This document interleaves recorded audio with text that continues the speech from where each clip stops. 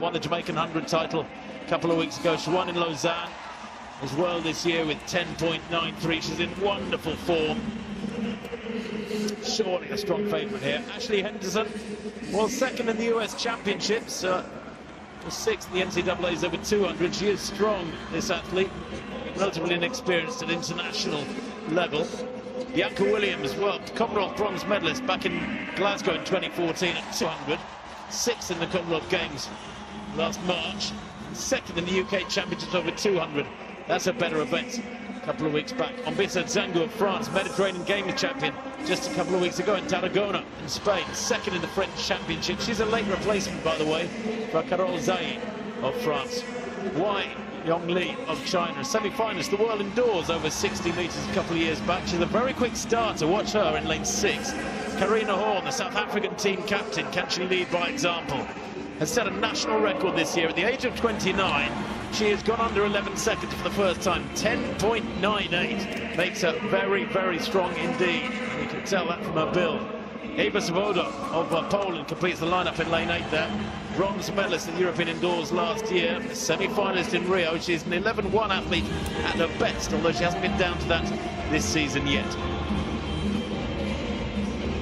Well, we talked about how little room there is for error in the sprint hurdles. So technically demanding. Well, so is the 100 in its own way. Those ears straining for the starter's gun.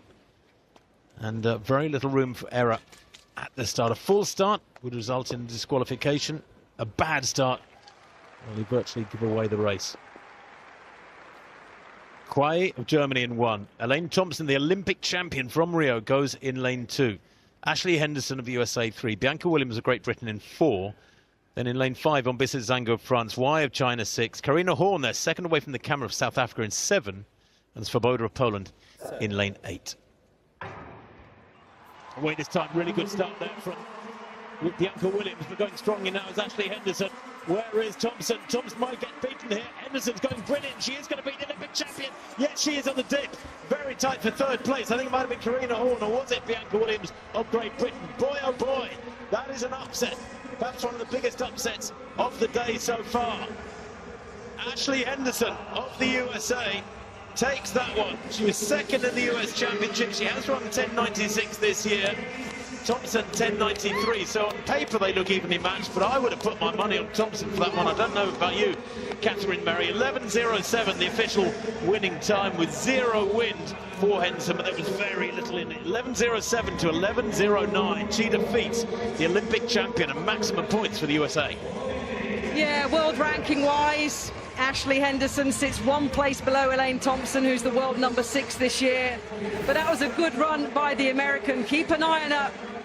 Elaine number 3, she got a good start, as did Williams of Great Britain and Northern Ireland. But what Elaine Thompson has got sometimes and hasn't got at others is that gear change now at 60 metres. She didn't have it here today. She wasn't going to catch Henderson. And again, for me, Elaine Thompson's one of those athletes that she's going to come out and run 10.8, or she's going to come out and just run under 11 seconds. It doesn't sound like a big difference, but that's what wins races and what comes second and third. You remember Elaine Thompson at the World Championships last year, Tim? 10.8 in her semi-finals. Easy as you like. Came to the final and came 5th. That's a big win for the American there, and a good win as well, and good points. It is. You know what? The USA hadn't won an event all night until about 15 minutes ago. Then they win 2 in a row on the track. The men's 800.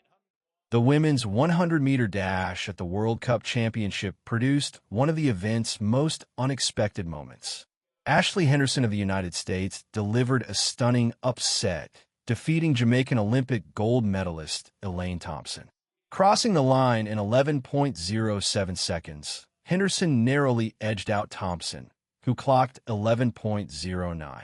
The outcome shocked many and illustrated just how fierce the competition can be and how razor-thin the margins are at the highest levels of sprinting. Thompson had come into the race as the clear frontrunner, buoyed by her recent national title win in Jamaica and a dominant 10.93 seconds showing at the Diamond League meet in Chaux-de-Fonds. Known for her powerful finishes and trademark closing speed, expectations were high that Thompson would surge past the field in the latter stages.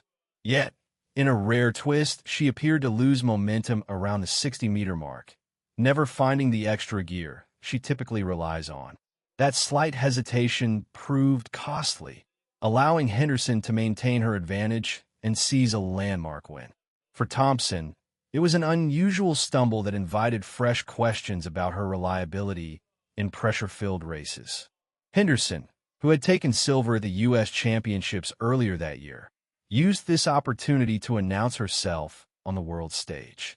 Despite not having much global experience, she ran with maturity and executed her race plan with precision. Her ability to withstand the pressure of facing an Olympic champion and still prevail demonstrated not only physical strength, but also immense mental resilience. With just 0.02 of a second separating her from Thompson, the race was a powerful reminder of how success in sprinting often hinges on razor-sharp timing and unwavering composure. Henderson's win was not only personal validation, but also a testament to the strength and depth of American sprinting talent. Beyond the dramatic finish between the top two, several other athletes delivered notable performances. South Africa's Karina Horn, who had recently made headlines by dipping under the 11-second barrier and setting a national record, was firmly in the mix for a podium finish and continued to show steady progression throughout the season. Britain's Bianca Williams also left a strong impression. Her explosive start kept her in contention, and although she just missed a top-3 placement, her performance affirmed her position as one of the rising forces on the European sprinting scene. This race served as a potent reminder of sprinting's unpredictability. Even someone as accomplished as Thompson can be vulnerable if she's even slightly off her game. Over the years, she's experienced peaks and valleys in form, often tied to nagging injuries. While she has previously shown the ability to dominate races with 10.7-second finishes, there have also been letdowns, like her 5th-place finish at the 2017 World Championships despite a strong semifinal effort. For the American team, Henderson's win held significant weight.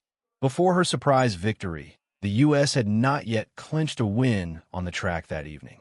However, the tide turned with Clayton Murphy's triumph in the men's 800 meters, immediately followed by Henderson's 100-meter shocker.